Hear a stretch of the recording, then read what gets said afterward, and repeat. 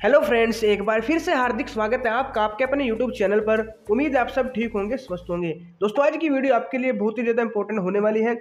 आज की वीडियो में हम इंग्लिश के कुछ प्रीवियस ईयर और इंपॉर्टेंट क्वेश्चन करने वाले हैं, जो कि दोस्तों सीएचएस एंट्री एग्जाम में पहले आ चुके हैं और आगे भी दोस्तों इस टाइप के क्वेश्चन के आने की संभावना है। और दोस्तों, ये हमारा प्रैक्टिस सेट 4 है। इससे पहले 3 सेट हमने पहले ही अपलोड कर दिए हैं। अगर आपने वो नहीं देखे तो उन्हें भी जरूर देख लीजिएगा, उसमें भी दोस्तों मोस्ट इंपॉर्टेंट क्वेश्चन करवाए हुए हैं। तो दोस्तों, वीडियो को शुरू से लास्ट तक बिल्कुल ध्यान से जरूर देखिएगा। और दोस्तों, अगर आप चैनल पर पहली बार आए हो तो चैनल को सब्सक्राइब करके बेल आइकन भी जरूर प्रेस कर देना, ताकि जब भी हम आपके लिए इंपॉर्टेंट वीडियो लाते रहें उनकी नोटिफिकेशन आपके पास समय से पहुंचती रहे। तो चलिए दोस्तों, करते हैं वीडियो को स्टार्ट। ये रहा क्वेश्चन फर्स्ट आपके सामने। Choose the correct preposition for the sentence. The dog was killed by Ram dash a gun. The dog was killed by Ram dash a gun. तो यहाँ पे दोस्तों फिल इन द ब्लैंक्स जो दिया हुआ है, यहाँ पे आपको बताना है कौन सी प्रीपोजिशन आएगी। ऑप्शन ए है बाय, ऑप्शन बी है थ्रू, ऑप्शन सी है विद, ऑप्शन डी है दोस्तों फ्रॉम। तो आपको बताना है दोस्तों कौन सा यहाँ पे सही आंसर होगा। दोस्तों, अगर मैं बाय की बात करूँ, बाय का यूज दोस्तों एक तो टाइम की जो टाइम में यूज किया जाता है, यानी कि जब डेडलाइन बतानी होती है। जैसे मैं कल तक इस काम को निपटा लूंगा, तो कल तक यानी आने वाले कल तक, तो मैं क्या लिखूंगा, बाय टुमारो लिखूंगा। क्या लिखूंगा, बाय टुमारो। ठीक है ना, इसके आगे। और दोस्तों, पोजीशन के लिए भी हम बाय का यूज करते हैं। पोजीशन में दोस्तों कैसे, मान लो आप दोस्तों गाड़ी से जाते हो, आप बस से जाते हो तो मैं लिखूंगा बाय बस। आप कार से जाते हो तो बाय कार लिखेंगे। ठीक है ना। और कहाँ पे यूज होता है दोस्तों बाय का, जब हम एक्टिव से पैसिव वॉइस में बदलते हैं, तब भी आपको पता है दोस्तों बाय का हम यूज करते हैं। ठीक है ना, किसका यूज करते हैं, बाय का। ठीक है ना, तो पैसिव वॉइस में भी करते हैं। और एक दोस्तों बाय का यूज हम करते हैं, जैसे कोई पास में है, ठीक है ना, मैं आपके पास में बैठा हूँ, ठीक है ना, बाय यू, तो मतलब कि पास में या बगल में है, उसके लिए भी हम बाय का यूज कर लेते हैं। तो ये कुछ दोस्तों बाय के यूज थे। लेकिन दोस्तों, जो मैंने 4 आपको यूज बताए हैं, इनमें से यहाँ पे कोई भी सेंस नहीं बन रही, तो बाय तो मतलब दोस्तों यहाँ पे नहीं आएगा। उसके बाद थ्रू। थ्रू का दोस्तों जो मेन यूज है, जब एक तो मीडियम के लिए यूज करते हैं कि मीडियम में से, यानी दोस्तों मीडियम में से किसी हिसाब से किसी चीज से गुजरना, उसके लिए हम दोस्तों थ्रू का यूज करते हैं। जैसे लाइट है, ठीक है ना, लाइट दोस्तों हवा से यानी कि एयर से निकलती है। ठीक है ना, हवा से गुजर सकती है, तो वहां पे हम थ्रू एयर यहाँ पे लिख देंगे। या फिर दोस्तों आप गली से गुजर रहे हो, पाइप से गुजर रहे हो, किसी ऐसी जगह से गुजर रहे हो, ठीक है ना, जो सराउंडेड हो, क्या हो, सराउंडेड हो, ठीक है ना, तो उसके लिए भी हम थ्रू का यूज करते हैं, किसी माध्यम से गुजरना। ठीक है। और आर पार के लिए भी दोस्तों हम थ्रू का यूज करते हैं। जैसे हमें खिड़की के पार देख रहा हूँ, तो थ्रू विंडो हो जाएगा, तो वहां भी थ्रू का यूज करेंगे। उसके बाद दोस्तों विद। विद का मतलब दोस्तों साथ होता है। क्या होता है, साथ। अब इसमें देखो कैसे, और विद का मतलब से के सेंस में भी किया जाता है। पहली बात तो साथ के साथ, आपको पता है, जैसे मैं कह दूं विद राम, राम के साथ, विद हिम, उसके साथ, तो इसके एक तो साथ के सेंस में विद का यूज होता है, एक से के सेंस में भी होता है, जब दोस्तों किसी चीज का प्रयोग करके कुछ किया जाता है। जैसे चाकू से दोस्तों क्या फल काटा, तो विद चाकू हो जाएगा। पेन से आपने कुछ लिखा तो विद पेन हो जाएगा, तो वहां पे दोस्तों विद का यूज किया जाता है। उसके बाद दोस्तों फ्रोम। फ्रोम का यूज दोस्तों एक तो टाइम के लिए किया जाता है, पॉइंट ऑफ टाइम के लिए। जैसे आप कहते हो कि मैं 10 बजे से ये काम कर रहा हूँ, कुछ भी कर रहा हूँ, तो फ्रॉम 10 ओ क्लॉक हो जाएगा, है ना। तो टाइम के लिए दोस्तों हम फ्रॉम का यूज करते हैं, तो ये भी आपको ध्यान में रखना है। या फिर दोस्तों कभी कभी हम फ्रॉम का यूज इसलिए भी, मतलब कि इस सेंस में भी कर देते हैं कि आप कहाँ से हो, आई एम फ्रॉम, जो जहाँ से भी हो उसके सेंस में भी हम फ्रॉम का यूज कर देते हैं। अब यहाँ पे हमें बताना है कौन सा आएगा। अभी दोस्तों मैंने आपको बताया कि विद का यूज हम क्या करते हैं, जब किसी चीज का प्रयोग करके कुछ काम किया गया है। चाकू से फल काटा गया, पेन से कुछ लिखा गया, गन से दोस्तों गोली चलाई गई, तो विद गन यहाँ पे दोस्तों आपका आ जाएगा। क्या आ जाएगा, with gun. The dog was killed by Ram with gun दोस्तों यहाँ पे आ जाएगा, क्योंकि गन के साथ, गन का यूज करके दोस्तों वो काम किया गया मारने का ना, तो विद यहाँ पे आ जाएगा। ऑप्शन सी वाला दोस्तों आपका राइट आंसर हो जाएगा। तो थोड़ा आपको सेंस भी समझनी है और आपको ये भी पता होना चाहिए कि कौन सा कहाँ पे यूज होता है। उसके बाद दोस्तों question number 2, select the correct plural of louse. Louse का दोस्तों आपको प्लूरल बताना है। लाउस का मतलब दोस्तों जू होता है, आपने सुना होगा जू, ठीक है ना, तो जू का इसका प्लूरल बताना है। जैसे माउस का दोस्तों माइस होता है, माउस का क्या होता है, माइस होता है। इसी प्रकार दोस्तों जो लाउस है उसका क्या हो जाएगा, लाइस हो जाएगा। क्या हो जाएगा, लाइस हो जाएगा। तो ऑप्शन डी वाला आपका राइट आंसर हो जाएगा, ये तो डायरेक्ट आपको पता होगा। उसके बाद क्वेश्चन नंबर 3। क्वेश्चन नंबर 3 है select the part of speech of the word affectionate. Affectionate जो वर्ड है वो आपको बताना है क्या है, नाउन है, वर्ब है, एडजेक्टिव है, या फिर एडवर्ब है। दोस्तों जो अफेक्शनेट है वो हमारा क्या है, एडजेक्टिव है। क्या है, एडजेक्टिव है। ऑप्शन सी दोस्तों आपका यहाँ पे राइट आंसर हो जाएगा। और अगर इसको नाउन में बदलेंगे तो अफेक्शन हो जाएगा। इसका नाउन फॉर्म क्या होगी दोस्तों, नाउन फॉर्म होगी इसकी अफेक्शन। अफेक्शन होगा तो नाउन, और अफेक्शनेट दोस्तों एडजेक्टिव होगा, तो ये भी आपको ध्यान में रखना है। ऑप्शन सी आपका राइट आंसर हो जाएगा। उसके बाद दोस्तों question number 4, the synonym of the word feeble. Feeble का जो सिनोनिम है वो आपको बताना है। ऑप्शन ए है हॉरर, ऑप्शन बी है मिजरी, ऑप्शन सी है वीक, ऑप्शन डी है दोस्तों लेजी। तो आपको बताना है फीबल का जो सिनोनिम है वो क्या होगा।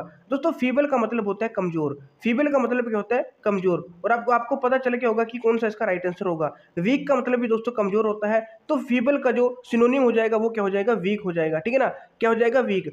हॉरर का मतलब आपको पता है दोस्तों डरावना होता है, ठीक है ना, और मिजरी का मतलब आपको पता है यानी कि एक दयनीय टाइप का, अनहैप्पीनेस कह दो जिस दुर्दशा वाला है ना। लेजी आपको पता है दोस्तों आलसी को कहते हैं, कामचोर को कहते हैं, तो वीक इसका यहाँ पे सिनोनिम हो जाएगा, ऑप्शन सी आपका राइट आंसर हो जाएगा। उसके बाद दोस्तों क्वेश्चन नंबर 5, क्वेश्चन नंबर 5 है choose the miss spelled word, यानी ऐसा वर्ड आपको चुनना है जिसकी स्पेलिंग गलत है, लेंथ, ग्रैंड्योर, वॉयलेंस या फिर गैटी।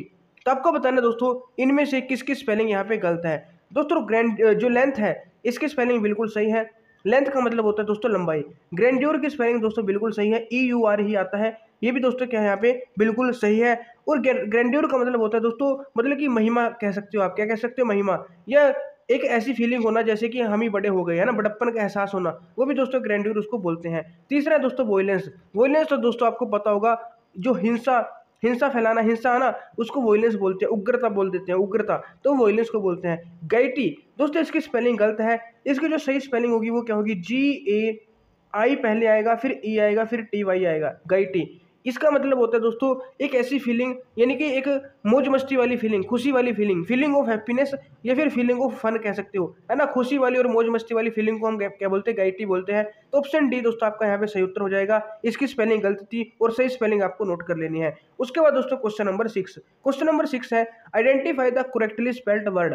अब यहाँ पे दोस्तों आपको करेक्टली जो स्पेल्ड वर्ड है वो आपको बताना है, जिसकी स्पेलिंग सही है, पिछले में गलत था, इसमें दोस्तों सही आपको बताना है। तो पहला दोस्तों क्या है, मिलेनियम, सभी दोस्तों मिलेनियम है, लेकिन आपको स्पेलिंग बतानी है मिलेनियम की क्या होगी। तो दोस्तों मैं आपको डायरेक्ट बताता हूँ मिलेनियम की स्पेलिंग। सबसे पहले M आएगा, फिर I आएगा, फिर आएगा डबल L, ठीक है ना, फिर आएगा E, फिर आएगा दोस्तों डबल N, फिर आएगा I, फिर आएगा U, फिर आएगा M। तो ये मिलेनियम की स्पेलिंग होती है। और आप देखोगे दोस्तों ऑप्शन ए में सेम यही स्पेलिंग है, डबल L और डबल N आया है, तो ऑप्शन ए आपका यहाँ पे राइट आंसर हो जाएगा। और बात करें दोस्तों मिलेनियम का मतलब क्या होता है, दोस्तों जैसे आपको पता है अगर 1 साल को हम ईयर बोलते हैं, लेकिन तो 10 साल का ग्रुप होता है, ठीक है ना, उसको हम दशक बोलते हैं और इंग्लिश में डिकेड बोलते हैं। 100 साल का जो ग्रुप होगा, 100 साल होंगे, उसको दोस्तों हिंदी में शताब्दी, इंग्लिश में सेंचुरी बोलते हैं, ठीक है ना। और दोस्तों जो 1000 साल का ग्रुप होता है, 1000 साल के ग्रुप को दोस्तों हम क्या बोलते हैं, सहस्त्राब्दी बोलते हैं हिंदी में, और इंग्लिश में इसको बोलते हैं मिलेनियम। तो मिलेनियम का मतलब दोस्तों period of 100 year,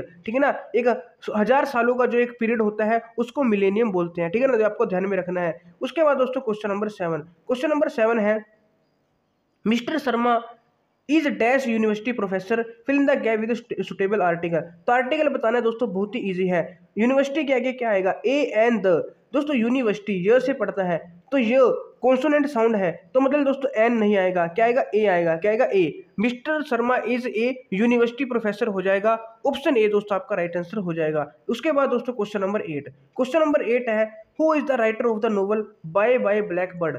bye bye blackbird एक नोवेल है, इनके राइटर कौन है आपको बताना है, कमला दास, सलमान रश्दी, अनीता देसाई या फिर महेश दत्तानी। तो आपको बताने इनमें से कौन सा आंसर सही है। ये तो दोस्तों डायरेक्ट अगर आपको पता होगा, आपने कहीं पढ़ा है, तभी दोस्तों आप बता सकते हो। दोस्तों bye bye blackbird, bye bye blackbird जो ये अनीता देसाई जी की नोवेल है, तो ऑप्शन सी आपका यहाँ पे राइट आंसर हो जाएगा। कमला दास की बात करें दोस्तों, इनकी दोस्तों एक तो मई स्टोरी, एक वेजेस ऑफ लव, एक तो दोस्तों आपको नोट कर लेना है, एक तो मई स्टोरी, ठीक है ना, इससे क्वेश्चन आ सकता है, एक वेजेस ऑफ लव, ठीक है ना, WAGES, वेजेस ऑफ लव, ये दोस्तों इसकी क्या है, मतलब नोवेल्स हैं, कुछ बुक्स हैं, ठीक है ना, कमला दास की। और एक दोस्तों सिलेक्टेड पोएम्स, ठीक है ना। सलमान की बात करें दोस्तों, इसकी दोस्तों एक तो Satanic versus, the Satanic versus, एक है दोस्तों मिडनाइट चिल्ड्रन, एक ये आपको ध्यान में रखना है। एक दोस्तों FURY फरी भी है, ठीक है ना, एक ये दोस्तों, एक है द मूर्स लास्ट साई, ये दोस्तों किसके, सलमान की। अनीता की दोस्तों एक तो मैंने बता दी बाय बाय ब्लैकबर्ड, एक है दोस्तों फायर ऑन द माउंटेन, एक है दोस्तों क्लियर लाइट ऑफ डे, ठीक है ना, एक है दोस्तों फास्टिंग फीस्टिंग, ठीक है ना, एक द जिगजैग वे। तो ये दोस्तों किसके, कुछ अनीता जी की हैं। और जो यहाँ पे महेश दत्तानी की बात करें, एक तो दोस्तों फाइनल सॉल्यूशंस आपको याद रखना, final solution Mahesh Dattani, dance like a man ये भी महेश दत्तानी, और मी एंड माई प्लेज ये भी दोस्तों महेश दत्तानी, ये आपको ध्यान में रखना है। तो इसका जो राइट आंसर है दोस्तों वो क्या हो जाएगा, ऑप्शन सी हो जाएगा, अनीता देसाई। उसके बाद क्वेश्चन नंबर 9 है fill in the blank to complete the proverb. Proverb है दोस्तों एक आपको यहाँ पे कंप्लीट करनी, जैसे लोकोक्तियां होती हैं। To kill dash birds with a one stone, to kill dash birds with a one stone, आपने वो सुना होगा दोस्तों हिंदी में, एक तीर से दो शिकार करना, एक तीर से दो शिकार। तो to kill two birds with a one stone, है ना, एक पत्थर से दो पक्षी मारना, यानी कि एक तीर से दो शिकार करना, वो वाली बात है। तो ऑप्शन ए आपका यहाँ पे सही उत्तर हो जाएगा, टू किल टू बर्ड्स होता है विद वन स्टोन। उसके बाद दोस्तों क्वेश्चन नंबर 10, क्वेश्चन नंबर 10 है, यहाँ पे करेक्ट प्रीपोजिशन बतानी है। हार्ड वर्क इज की डैश सक्सेस, ये तो आपने सुना होगा दोस्तों, हार्ड वर्क इज की टू सक्सेस होता है, हार्ड वर्क इज की टू सक्सेस, तो बहुत इंपॉर्टेंट है दोस्तों, ये पूछा जाता है, हार्ड वर्क इज की टू सक्सेस, तो टू यहाँ पे आ जाएगा, ऑप्शन बी वाला आपका सही उत्तर हो जाएगा। उसके बाद question number 11, Oliver Twist has been authored by, जो ओलिवर ट्विस्ट है ये इसके ऑथर कौन है आपको बताना है। William Golding, Charles Dickens, Thomas Hardy, ये फिर दोस्तों जॉर्ज एलियट, ठीक है, आपको बताना है इसके ऑथर कौन है। अगर आपने पढ़ा हुआ है, ये दोस्तों कुछ ऐसे क्वेश्चंस होते हैं, अगर आपने पढ़ा हुआ है पहले कहीं पे तभी दोस्तों आप बता सकते हो, ठीक है ना। दोस्तों जो ओलिवर ट्विस्ट है ये चार्ल्स डिकन्स की इनके ऑथर है, चार्ल्स डिकन्स है जो वो कहे इसके ऑथर है ओलिवर ट्विस्ट बुक के, ठीक है ना। तो ऑप्शन बी वाला यहाँ पे आपका राइट आंसर हो जाएगा। तो दोस्तों थोड़ी सी बात करें जो विलियम गोल्डिंग है, विलियम गोल्डिंग है जो इसकी दोस्तों जो नोवेल है वो कौन सी है जिसके लिए फेमस है दोस्तों, Lord of the flies, Lord of the flies, ये आपको याद रखना है, लॉर्ड ऑफ द फ्लाइज, ठीक है ना। और दोस्तों थॉमस हार्डी की बात करें, return of the native, the return of the native, ये थॉमस हार्डी की है। चार्ल्स डिकन की दोस्तों आपको पता चलेगी जो हमारी ओलिवर ट्विस्ट, और एक दोस्तों ग्रेट एक्सपेक्टेशंस भी है। उसके बाद दोस्तों जॉर्ज एलियट, इसके दोस्तों क्या है, एक तो दोस्तों the mill of the flash, एक है दोस्तों यहाँ पे एडम बिडे, तो आपको ध्यान में रखना है। उसके बाद दोस्तों क्वेश्चन नंबर 12, क्वेश्चन नंबर 12 है, in which of the following sentences punctuation marks have been used correctly, तो पंक्चुएशन मार्क्स आपको बताने किस में करेक्टली हैं। दोस्तों वैसे तो देखने से ही पता चल रहा है, देखो पंक्चुएशन मार्क्स में दोस्तों फुल स्टॉप भी आता है, फुल स्टॉप सिर्फ बी में लिखा है, किस में लिखा है, बी में, तो इस हिसाब से दोस्तों आप डायरेक्ट भी लगा सकते हैं कि ऑप्शन बी है। अब यहाँ पे देखो दोस्तों, Rosie received a fountain pen jack a watch, ठीक है ना, Rosie received a fountain pen jack a watch, तो बी वाला दोस्तों यहाँ पे सही हो जाएगा। यहाँ पे सेमीकोलन आएगा, यहाँ पे जो सिंपल जो अर्धविराम जिसको हम बोल देते हैं कोमा आएगा, और यहाँ पे फुल स्टॉप, तो बी वाला दोस्तों आपका राइट आंसर हो जाएगा। पंक्चुएशन अगर आपने पढ़ी है फिर आपको दोस्तों समझ में आ रहा होगा कि बी वाला यहाँ पे राइट है। उसके बाद दोस्तों क्वेश्चन नंबर 13, क्वेश्चन नंबर 13 है, in which of the following sentences like has been used an adverb, दोस्तों जो लाइक वर्ड है वो एडवर्ब के रूप में यूज हुआ है, कौन से सेंटेंस में आपको बताना है। ऑप्शन ए है दोस्तों do not talk like this, do not talk like this. Option B है like as father pitieth his own children, we shall not see his like again, और चौथा है दोस्तों चिल्ड्रन लाइक स्वीट्स। दोस्तों adverb आपको बतानी है, एडवर्ब दोस्तों वर्ब की विशेषता बताती है, एडजेक्टिव नाउन की विशेषता बताते हैं। तो ज्यादातर जब भी दोस्तों एडवर्ब होती है वो वर्ब के साथ आती है, वर्ब के साथ आती है, और ज्यादातर केसेस में वर्ब के पीछे ही होती है अगर सिंपल लिखा है। तो यहाँ पे देखो do not talk like this, तो डू नॉट टॉक, टॉक दोस्तों यहाँ पे क्या है, वर्ब है, लाइक दिस इस प्रकार बात मत करो, इस प्रकार मत बात करो, है ना, इस प्रकार मत बोलो, तो do not talk like this. तो दोस्तों यहाँ पे अगर आप ध्यान से देखोगे जो लाइक है वो किसकी विशेषता बता रही है, वर्ब की, तो ये हमारी एडवर्ब के रूप में यहीं पे यूज हुई है, तो ऑप्शन ए वाला ये आपका यहाँ पे राइट आंसर हो जाएगा, ठीक है ना, ऑप्शन ए वाला ये आपका यहाँ पे राइट आंसर हो जाएगा। चिल्ड्रन लाइक स्वीट, यहाँ पे दोस्तों ये वर्ब के रूप में यूज हुई है, ठीक है ना, चिल्ड्रन लाइक स्वीट यहाँ पे वर्ब के रूप में यूज हुई है, और do not talk like this, तो ये वाला लाइक दोस्तों हमारा किसके रूप में, एडवर्ब के रूप में यूज हुआ है, तो ऑप्शन ए वाला आपका राइट आंसर हो जाएगा। उसके बाद question number 14, choose the most appropriate meaning of the underline phrase on sentence. यहाँ पे दोस्तों एक सेंटेंस लिखा है, the ship was cast away on the coast of Africa, the ship was cast away on the coast of Africa, तो जो cast away है इसका मीनिंग आपको बताना है क्या है, ठीक है ना, कास्ट अवे इसका मीनिंग आपको बताना है। इसका मतलब दोस्तों क्या है, the ship was cast away on the coast of America, ये अफ्रीका यहाँ पे है, यानी जो जहाज है दोस्तों वो अफ्रीका के तट पे क्या है, बुरी तरह से बर्बाद हो गया था, ऐसा इसका कुछ मीनिंग है। तो यहाँ पे आपको बताना है आंसर क्या होगा। पहला एस्केप्ड, एस्केप्ड का मतलब है दोस्तों जैसे कोई चीज वहां से भागी है, मतलब कि किसी चीज से बाहर निकलना, है ना, एस्केप होना यानी कि बाहर निकलना, वहां से अलग हो जाना। ड्रोन का मतलब है दोस्तों डूब कर मर जाना, ये डुबोकर, ये तो किसी को डुबोकर मारना, ये खुद डूब कर मरना, उसके लिए ड्रोन का यूज किया जाता है। रेक्ड का मतलब होता है दोस्तों बुरी तरह से बर्बाद हो जाना, और फेल्ड का मतलब होता है दोस्तों असफल होना, ठीक है ना, आपको पता है। तो the ship was cast away on the coast of Africa, तो जो जहाज है वो अफ्रीका के तट पर पूरी तरह से बर्बाद हो गया। और रेक्ट का मतलब भी कुछ ऐसा ही होता है। तो कास्ट अवे का दोस्तों जो मीनिंग हो जाएगा वो क्या हो जाएगा, रेक्ट हो जाएगा। ऑप्शन सी आपका राइट आंसर हो जाएगा। उसके बाद क्वेश्चन नंबर 15। क्वेश्चन नंबर 15 है identify the figure of speech in the sentence. Figure of speech जिसको अलंकार हिंदी में बोला जाता है वो आपको बताना है। Life is a dream, life एक ड्रीम है, ठीक है ना, जिंदगी क्या है दोस्तों, एक सपना है। तो यहाँ पे कौन सा दोस्तों फिगर ऑफ स्पीच होगी, सिमिली, पर्सनिफिकेशन, हाइपरबोले या फिर मेटाफर।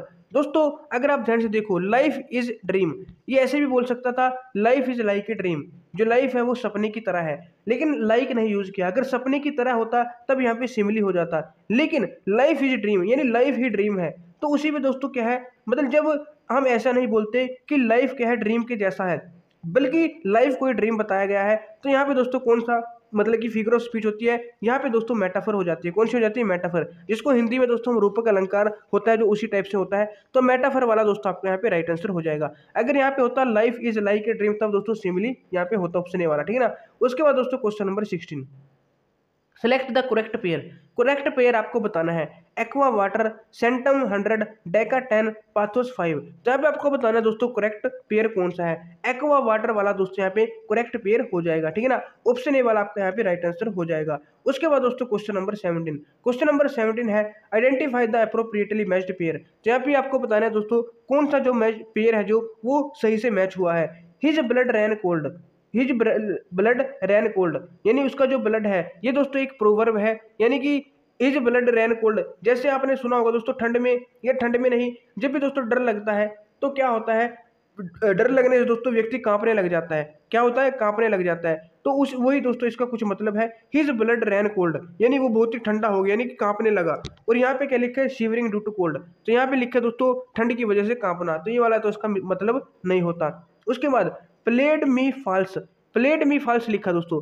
प्लेड मी फॉल्स का मतलब क्या होता है, प्लेड मी फॉल्स भी दोस्तों एक प्रोवर्ब है जिसका मतलब होता है धोखा देना, चीट करना, या फिर टू डिसीव या डिसीव्ड मी। दोस्तों ये बिल्कुल सही लिखा है, डिसीव्ड मी का मतलब भी दोस्तों ये है कि धोखा करना, ठीक है ना। तो ऑप्शन बी वाला दोस्तों आपका राइट आंसर हो जाएगा। उससे पहले दोस्तों सी और डी भी देख लेते हैं। सी लिखा है दोस्तों ended in smoke, ended in smoke, ठीक है ना। एंडेड इन स्मोक का क्या मतलब होता है दोस्तों, इसका मतलब है दोस्तों कि किसी एक बात पे अडिग रहना, किसी भी एक बात पे, एक स्टेटमेंट पे, अपने ओपिनियन पे अडिग रहना। तो फोग एवरीवेयर ये तो कोई बात नहीं बनी। स्ट्रक टू, अच्छा यहाँ पे देखो, नहीं दोस्तों जो एंडेड इन स्मोक है ये तो दोस्तों जो मैंने अभी आपको बताया, मैंने गलत बता दिया। Struck to his guns, struck to his guns का मतलब होता है एक बात पे वो क्या कहना, अडिग रहना, स्ट्रक रहना। स्ट्रक टू हिज गन्स लिखा है यानी कि एक बात पे अडिग रहना, वो किसका होता है, स्ट्रक टू हिज गन्स का होगा, है ना, डी वाले का होगा। लेकिन यहाँ पे लिखे killed by one's own gun, ये वाला नहीं होगा। एंडेड इन स्मोक है, एंडेड इन स्मोक, स्मोक में एंडेड यानी कि खुद को दोस्तों नुकसान पहुंचाना, इसका मतलब होता है दोस्तों खुद को ही क्या कर लेना, नुकसान पहुंचा लेना, ठीक है ना, ये होता है। तो ये वाला भी गलत है। तो प्लेड मी फॉल्स वाला दोस्तों पेयर है, बिल्कुल सही है यहाँ पे, ठीक है ना। प्लेड मी फॉल्स का मतलब दोस्तों क्या होता है कि मतलब किसी के साथ क्या करना, धोखा करना। तो प्लेड मी फॉल्स यानी उसने मेरे साथ धोखा किया, यानी ही डिसीव्ड मी यानी उसने मेरे साथ चीटिंग की, धोखा किया। तो ये वाला आपका राइट आंसर हो जाएगा। तो बाकी भी आपको ध्यान में रखने हैं। उसके बाद दोस्तों question number 18, Mowgli is a famous character in. Mowgli दोस्तों एक फेमस कैरेक्टर है, किसमें आपको पता है दोस्तों, जंगल बुक। सी वाला ऑप्शन यहाँ पे आपका सही उत्तर हो जाएगा। और दोस्तों अगर बात करें अलाइस इन वंडरलैंड, इसमें अगर आपसे मान लो क्वेश्चन आ गया कि अलाइस इन वंडरलैंड में फेमस कैरेक्टर कौन है, तो दोस्तों इसमें अलाइस ही फेमस कैरेक्टर है। डब्ल्यू अम्ब्रेला की बात करें, इसमें दोस्तों बिन्या, बिन्या आपको याद रखना है, बिन्या जो है वो फेमस कैरेक्टर है। और बिन्या देवी भी, इसका पूरा नाम क्या है, बिन्या देवी है। और ये दोस्तों किसकी है, जो मतलब डब्ल्यू अम्ब्रेला है, इसके जो आप बोल सकते ऑथर कौन है, रस्किन बॉन्ड है। कौन है, रस्किन बॉन्ड, ये भी आपको ध्यान में रखना है। उसके बाद दोस्तों क्वेश्चन नंबर 18 के बाद 19, क्वेश्चन नंबर 19 है choose the correctly spelled word. यहाँ पे दोस्तों आपको करेक्टली स्पेल्ड वर्ड बताना है, कौन सी की स्पेलिंग सही है, कमिश्नर, रिसीव, नेसेसरी या फिर सीजर। दोस्तों सबसे पहला है कमिश्नर, COMMISIONER। कमिश्नर में दोस्तों डबल एम आता है, बिल्कुल सही है, लेकिन एस भी दोस्तों डबल आता है, आपको पता होगा। तो एस भी डबल आएगा, ये वाली तो दोस्तों गलत हो जाएगी। उसके बाद ऑप्शन भी है दोस्तों रिसीव, RECIEVE, RECIEVE, ये दोस्तों स्पेलिंग गलत है। रिसीव की स्पेलिंग क्या होती है, सी के बाद दोस्तों पहले क्या आता है, ई आता है, फिर आता है दोस्तों आई। CEI भी होगा, ना कि CIE भी होगा, तो ये भी दोस्तों हमारी गलत है। उसके बाद नेसेसरी, नेसेसरी की स्पेलिंग दोस्तों बिल्कुल सही है। और सीजर नहीं होता दोस्तों, सीजर्स होता है। क्या होता है, सीजर्स होता है, ठीक है ना, सीजर्स होता है, ये भी गलत हो जाएगा। तो सिर्फ दोस्तों कौन सी सही है यहाँ पे, सी वाली सही है, ऑप्शन सी आपका सही उत्तर हो जाएगा। उसके बाद क्वेश्चन नंबर 20, क्वेश्चन नंबर 20 है, he smiled dash me and then spoke with me. He smiled dash me, वह मतलब मुझे देख के हंसा या मुझ पे हंसा, and then spoke with me, और फिर मेरे साथ उसने बात की। यहाँ पे आपको प्रीपोजिशन बतानी है, smiled with me, smiled of me, या स्माइल्ड एट मी, या स्माइल्ड फॉर मी। दोस्तों स्माइल्ड हो गया या फिर लाफ हो गया, अगर आपके पास दोस्तों क्वेश्चन आए, अगर लाफ हो गया, लाफ के बाद भी एट लगता है, लाफ एट, और ये लाफ्ड एट, ठीक है ना, और स्माइल के बाद भी एट लगेगा, स्माइल्ड एट मी आएगा, ठीक है ना। ऑप्शन सी वाला आपका सही उत्तर हो जाएगा, ये आपको ध्यान में रखना है। उसके बाद दोस्तों क्वेश्चन नंबर 21, क्वेश्चन नंबर 21 है, the original inhabitants of country are called. The original inhabitants of country are called, इसको क्या कहते हैं दोस्तों, जो किसी भी देश के ओरिजिनल इनहेबिटेंट्स होते हैं उनको क्या कहते हैं, वन वर्ड आपको बताना है। रेजिडेंट्स कहते हैं, नेटिव्स कहते हैं, एबोरिजिनीज कहते हैं, या फिर एंसेस्टर्स कहते हैं। दोस्तों जो ओरिजिनल इनहेबिटेंट्स होते हैं किसी भी कंट्री के, आपको ध्यान में रखना है, उनको हम क्या कहते हैं, एबोरिजिनीज कहते हैं। एबोरिजिनीज, ऑप्शन सी वाला आपका यहाँ पे राइट आंसर हो जाएगा। उसके बाद दोस्तों question number 22, which of the following is reflexive pronoun. आपको बताना है दोस्तों यहाँ पे रिफ्लेक्सिव प्रोनाउन कौन सा है, हिमसेल्फ है, हिज है, हर्स, या फिर देयर्स, कौन सा दोस्तों रिफ्लेक्सिव प्रोनाउन है। दोस्तों रिफ्लेक्सिव प्रोनाउन की एक मैं आपको पहचान बताता हूँ, जिनके पीछे आपको सेल्फ लिखा हुआ मिले, ठीक है ना, जैसे himself, myself, yourself, या इट सेल्फ, या our self, their self, yourself, है ना, ये सभी दोस्तों रिफ्लेक्सिव प्रोनाउन होते हैं। तो ऑप्शन ए वाला आपका राइट आंसर हो जाएगा, क्योंकि यहाँ भी सेल्फ लिखा है, हिमसेल्फ। हिज, हर, हिज हो गया, हर्स हो गया, देयर्स हो गया, ठीक है ना, यूअर्स हो गया, अवर्स हो गया, माइन हो गया, ये दोस्तों क्या होते हैं, हमारे पॉजेसिव प्रोनाउन होते हैं, तीनों पॉजेसिव है। पहले वाला दोस्तों रिफ्लेक्सिव प्रोनाउन हो जाएगा। उसके बाद question number 23, what is the plural of oasis. Oasis का प्लूरल आपको बताना है, ठीक है ना। ओएसिस का मतलब क्या होता है दोस्तों, अगर आपने सुना हुआ फिर तो आपको पता होगा। जैसे दोस्तों आपने फिल्मों में देखा होगा, गानों में, ये कार्टून वगैरह में देखा होगा, जब दोस्तों एक रेगिस्तान में जाते हैं, मरुस्थल में जाते हैं, तो पूरा मरुस्थल होता है, लेकिन बीच में एक जगह ऐसी होती है जहाँ पे थोड़ा पानी होता है, और वहाँ पे जैसे एक पेड़ लगा है नारियल का, ये एक झोपड़ी सी होती है ना, यानी वहाँ पे हरियाली, थोड़ी बहुत ही हरियाली होती है। तो ऐसे एरिया को दोस्तों ओएसिस कहा जाता है, यानी पूरा तो मरुस्थल है, उस मरुस्थल में थोड़ा एक जगह बीच में पानी है, पेड़ पौधे लगे हैं हल्के फुल्के, है ना, तो उस जगह को हम क्या कहते हैं, ओएसिस कहते हैं। अब इसका आपको क्या बताना है, प्लूरल बताना है। क्या बताना है दोस्तों, प्लूरल। इसका जो प्लूरल होगा दोस्तों वो क्या होगा, जो ओएसिस है इसका प्लूरल होगा ओएसिस, यानी कि ऑप्शन ए वाले आप स्पेलिंग यहाँ पे देख सकते हो, OASES, यानी कि जो यहाँ पे ई लिखा है, वहाँ जहाँ पे आई लिखा है वहाँ पे ई आ जाएगा। ओएसिस दोस्तों इसका राइट आंसर हो जाएगा, ऑप्शन ए वाला आपको ध्यान में रखना है। उसके बाद क्वेश्चन नंबर 24, क्वेश्चन नंबर 24 है, choose the correct preposition for the blank.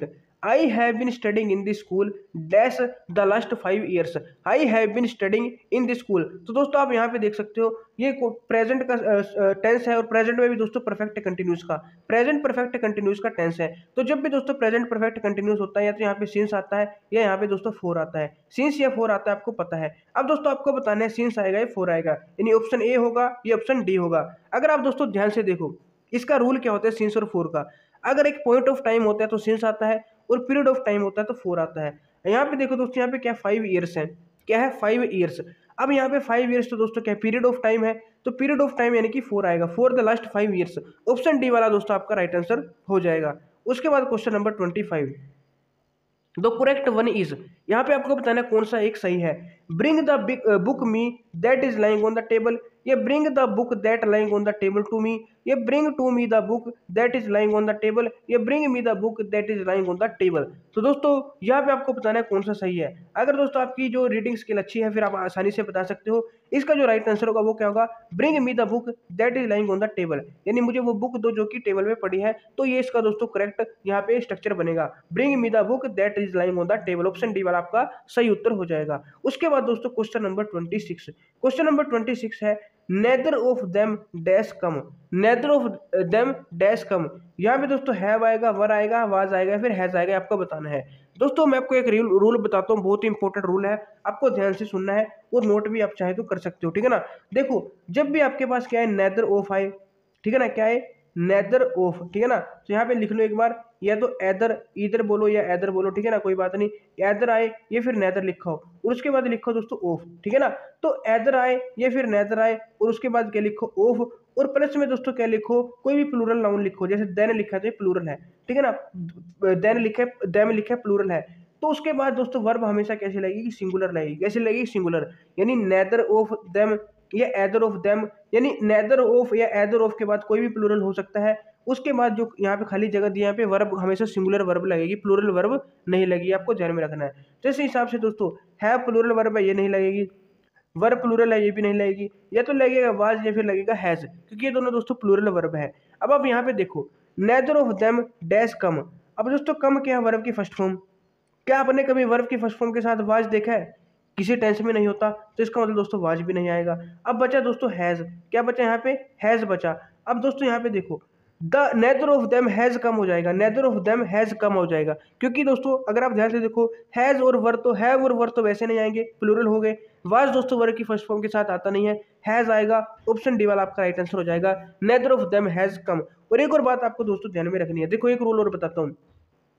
अगर आपको दोस्तों ईच दिखे या फिर एवरी दिखे, ठीक है ना, ईच एवरी का मतलब होता है प्रत्येक। ईच और एवरी के बाद अगर सिंगुलर नाउन हो, कैसा नाउन हो, सिंगुलर नाउन हो, तो दोस्तों वर्ब कैसे आएगी, सिंगुलर ही आएगी। कैसे आएगी, सिंगुलर आएगी, ठीक है, ये भी आपको ध्यान में रखना है। ईच, और दोस्तों जैसे नेदर ऑफ और एदर ऑफ का बताया है, इसी प्रकार अगर ईच ऑफ हो तब भी दोस्तों वर्ब कौन सी आएगी, सिंगुलर आएगी। अगर अकेला दोस्तों ईच आए, अगर अकेला एवरी आए, अगर अकेला एदर आए, अकेला नेदर आए, और उसके बाद दोस्तों कोई भी सिंगुलर काउंटेबल नाउन हो, ठीक है ना, सिंगुलर नाउन हो ऐसा जिसको काउंट कर सकते हो, ठीक है ना, तो भी दोस्तों वर्ब कैसी लगेगी, सिंगुलर लगेगी। ये भी आपको ध्यान में रखना है। उसके बाद दोस्तों question number 27, which one is correct. आपको बताना है निम्न में से कौन सा सही है। दोस्तों ये सभी स्पेलिंग न्यूमोनिया की है, तो आपको बताना है कि न्यूमोनिया की सही स्पेलिंग इनमें कौन सी है। दोस्तों न्यूमोनिया की जो सही स्पेलिंग होती है वो कहाँ कैसे पढ़ती है, पहले दोस्तों पी आता है, फिर दोस्तों NEU, ठीक है ना, MONIA, न्यूमोनिया ऐसे पढ़ता है। इसमें दोस्तों जो पी है वो साइलेंट रहता है। तो अगर आप देखोगे ये वाली स्पेलिंग ऑप्शन ए में है, तो ऑप्शन ए आपका यहाँ पे राइट आंसर हो जाएगा। उसके बाद दोस्तों क्वेश्चन नंबर 28, क्वेश्चन नंबर 28 है, which is the correct answer to fill in the blank. यहाँ पे ब्लैंक में बताना है कौन सा आपका सही आंसर होगा। The principal dash our request, principal dash our request, तो turn down our request, turn on, turn at या फिर टर्न ऑफ आएगा। तो आपको बताना है इसमें से राइट आंसर क्या आएगा। दोस्तों सबसे पहले इनका मतलब समझते हैं। टर्न डाउन का मतलब क्या होता है, टर्न डाउन का दोस्तों दो मतलब होते हैं। एक तो दोस्तों कोई लेवल की बात कर रहे हैं, उस लेवल को कम करना, ये जैसे वॉल्यूम होती है, वॉल्यूम को कम करना, ठीक है ना, वॉल्यूम वो वाली वॉल्यूम जैसे आवाज होती है ना, उसको कम करना, डाउन करना, तो रिड्यूस करना यानी किसी चीज को। एक तो ये वाला मतलब होता है। एक दोस्तों टर्न डाउन का क्या मतलब होता है, कोई भी ऑफर है, कोई भी प्रपोजल है, उसको रिजेक्ट कर देना, किसी भी ऑफर को या प्रपोजल को रिजेक्ट कर लेना, मना कर देना, डिक्लाइन कर देना, ये भी दोस्तों टर्न डाउन का मीनिंग होता है। टर्न ऑन की बात करें, टर्न ऑन इसका क्या मतलब होता है, एक तो दोस्तों इसका मतलब होता है कि किसी ऑपरेशन को स्टार्ट करना, किसी चीज को स्टार्ट करना, जैसे स्विच ऑन करना, क्या होता है, स्विच ऑन करना, ठीक है ना। तो स्विच ऑन करना या किसी चीज को दोस्तों स्टार्ट करना कह सकते हो, एक्टिवेट करना, तो वहां पे टर्न ऑन का यूज किया जाता है। एक दोस्तों किसी भी चीज को ना, मान ली किसी का कोई किसी चीज में इंटरेस्ट है, ठीक है ना, जैसे दोस्तों आप किसी को मोटिवेट करते हो कुछ करने के लिए, उसको एक्साइट करते हो, स्टिमुलेट करते हो, उसके लिए भी टर्न ऑन का यूज किया जाता है। एक होता है दोस्तों टर्न एट, ठीक है ना, इसका तो सिंपली मतलब होता है किसी को घुमाना एक फिक्स पॉइंट पे, यानी जैसे दोस्तों एक फिक्स पॉइंट के अराउंड किसी चीज को घुमाना, उसको क्या बोलते हैं, टर्न एट बोलते हैं। जैसे आप ताले में चाबी घुमाते हो, उसको भी टर्न एट बोल सकते हैं। उसके बाद है टर्न ऑफ। टर्न ऑफ का क्या मतलब होगा दोस्तों, मान लो कोई एक मेन रोड है, ये हमारा मेन रोड है, और इस मेन रोड से दोस्तों यहाँ पे एक सड़क जा रही है, ये किसी दूसरे डायरेक्शन में जा रही है, मतलब कि किसी भी कोई भी यहाँ पे मान लो यहाँ पे शिमला जा रही है, कहाँ कहाँ जा रही है, शिमला जा रही है दोस्तों, ये मेन रोड है और इससे एक सड़क चली गई शिमला, तो हम कहेंगे ये हम यहाँ पे क्या कह सकते हैं दोस्तों, this is the turn off for Shimla, this is the turn off for Shimla, यानी शिमला के लिए दोस्तों ये मोड है। तो जब भी दोस्तों कोई सड़क होती है, ठीक है ना, और उससे कोई दूसरी सड़क यहाँ पे निकल जाती है, उसको हम कहते हैं टर्न ऑफ, कि ये टर्न ऑफ है, जिसके लिए भी है, शिमला के लिए है, ये जहाँ भी मतलब जा रही है सड़क उसके लिए, तो ये होता है टर्न ऑफ, ठीक है ना। अब दोस्तों आपको क्लियर हो गया होगा कि यहाँ पे कौन सा आंसर आएगा। यहाँ पे देखो, the principal dash our request, principal ने हमारी जो रिक्वेस्ट है उसको क्या कर दिया, हमारी रिक्वेस्ट को दोस्तों मना किया होगा, रिजेक्ट किया होगा, तो इस हिसाब से दोस्तों कौन सा आ जाएगा, ऑप्शन ए वाला आ जाएगा, टर्न डाउन, क्योंकि इसका मतलब होता है रिजेक्ट करना। उसके बाद दोस्तों question number 29, a place for housing aeroplanes is called, a place for housing aeroplane, aeroplane को दोस्तों रखने की जो जगह होती है उनको क्या बोलते हैं? पहले भी दोस्तों मैंने करवाया था। ऑप्शन ये हेवन, हैंगर, या फिर हार्बर्स, या फिर हैथ। तो आपको बताना है दोस्तों इनमें से राइट आंसर क्या होगा, ठीक है ना। अब दोस्तों सबसे पहली बात करें हेवन की। अगर मैं हेवन बताऊं आपको क्या होता है दोस्तों, कोई भी ऐसी जगह जहाँ पे या तो लोग हो या फिर जो पशु पक्षी हैं उनको सेफ रखा जाता है, यानी कि सेफ, जहाँ पे वो सेफ रहते हैं, ये आप समझ सकते हो। यानी कोई भी ऐसा प्लेस जहाँ पे चाहे एनिमल्स की बात करो, पीपल की बात करो, पशु पक्षी कोई भी हो, वो बिल्कुल सेफ रह सके और रेस्ट कर सके। जैसे मान लो कोई लेक है ना, कोई तालाब है या कोई झील है, वहाँ पे दोस्तों हम क्या कहेंगे कि this lake is heaven for water birds. यानी जो पानी में रहने वाले पक्षी हैं उनके लिए ये लेक क्या है? हेवन है। यानी वो वहाँ पे सेफ है, कोई लेक होगी जो बिल्कुल सेफ है, ठीक है ना, और वहाँ पे वो आराम कर सकते हैं, तो हम कहेंगे this lake is heaven for water birds. तो हेवन का मतलब ऐसी जगह जो सेफ हो और जहाँ पे रेस्ट किया जा सकता हो। हैंगर का मतलब होता है दोस्तों एक ऐसी जगह जहाँ पे दोस्तों एरोप्लेन्स को रखा जाता है, ठीक है ना। एक बहुत बड़ी बिल्डिंग मान सकते हो जहाँ पे बहुत ज़्यादा स्पेस होता है और जहाँ पे जो एयरक्राफ्ट है, एरोप्लेन्स है, इनको रखा जाता है, तो वो हैंगर होता है। ऑप्शन बी वाला इसका राइट आंसर हो जाएगा। और दोस्तों बात करें हार्बर्स की। हार्बर क्या होता है दोस्तों? हार्बर दोस्तों जैसे बंदरगाह हो गया, जहाँ पे दोस्तों मान लो मौसम खराब हो गया और जो समुद्री जहाज होते हैं उनको वहाँ पे बांधा जाता है, उनको वहाँ पे मतलब रखा जाता है, तो वो बंदरगाह टाइप के होते हैं, उनको हार्बर्स हम बोल देते हैं। और हार्बर दोस्तों वर्ब के रूप में भी यूज की जाती है। वर्ब के रूप में इसका मतलब होता है किसी चीज को छुपाना या फिर बचाना, ठीक है ना। हीथ की बात करें दोस्तों, दोस्तों हीथ किसको बोलते हैं? एक ऐसी मतलब कि जमीन या भूमि या फिर लैंड जिसमें दोस्तों खेती नहीं की जा रही है ना, मतलब उसमें खेती नहीं कर रहे, बंजर भूमि बोल सकते हैं, फिर अजोत भूमि यानी उसमें जुताई नहीं हो रही, तो उसको दोस्तों हीथ बोलते हैं। तो हंगर जो ऑप्शन बी वाला आपका राइट आंसर यहाँ पे हो जाएगा। उसके बाद दोस्तों क्वेश्चन नंबर 30। क्वेश्चन नंबर 30 है 10,000 saw I at a glance tossing their heads in sprightly dance। 10,000 saw I at a glance tossing their heads in sprightly dance। ये दोस्तों पोइट्री वाली लाइनें हैं, पोइटिक लाइन्स है। ये कौन सी पोइम की आपको बताना है, ठीक है ना। पहला है द टेबल टर्न, दूसरा लाइरिकल बैलड, तीसरा है दोस्तों द डैफोडिल्स, चौथा है दोस्तों परफेक्ट लाइफ। तो इनमें से किस पोइम की दोस्तों ये लाइनें हैं, ये आपको बताना है। ये भी दोस्तों आप तभी बता पाओगे अगर आपको दोस्तों आपने तो पहले पढ़ा हुआ है या आपने जो पोइम है वो पढ़ी हुई हो, ठीक है ना, तभी आप इसका आंसर बता सकते हो। तो मैं आपको बताता हूँ दोस्तों, 10,000 saw I at a glass tossing their heads in sprightly dance। ये दोस्तों कहाँ से है, कौन सी है? The daffodils. The daffodils option C वाला आपका राइट आंसर हो जाएगा। इस पॉइंट से दोस्तों ये लाइनें हैं, तो ऑप्शन सी आपका सही उत्तर हो जाएगा। तो दोस्तों ये था हमारा लास्ट क्वेश्चन। उम्मीद है दोस्तों आपको वीडियो से कुछ ना कुछ सीखने को जरूर मिला होगा। अगर वीडियो दोस्तों हेल्पफुल लगी तो इसे लाइक शेयर जरूर कीजिएगा और दोस्तों कमेंट में अपना स्कोर जरूर बताना कि 30 में से आपके कितने क्वेश्चन सही है जो आपको पहले ही आते थे। और दोस्तों अगर आप चैनल पर पहली बार आए हो या अभी तक आपने चैनल को सब्सक्राइब नहीं किया है तो आपसे एक छोटी सी रिक्वेस्ट है, चैनल को सब्सक्राइब करके बेल आइकन जरूर प्रेस कर लेना, ताकि जब भी दोस्तों हम आपके लिए और ज़्यादा इंपॉर्टेंट वीडियो लेकर आए उनकी नोटिफिकेशन आपके पास समय से पहुंच जाए। तो दोस्तों मिलते हैं आपको एक और नई वीडियो में, तब तक के लिए हमारे साथ जुड़े रहिएगा। जय हिंद, जय भारत।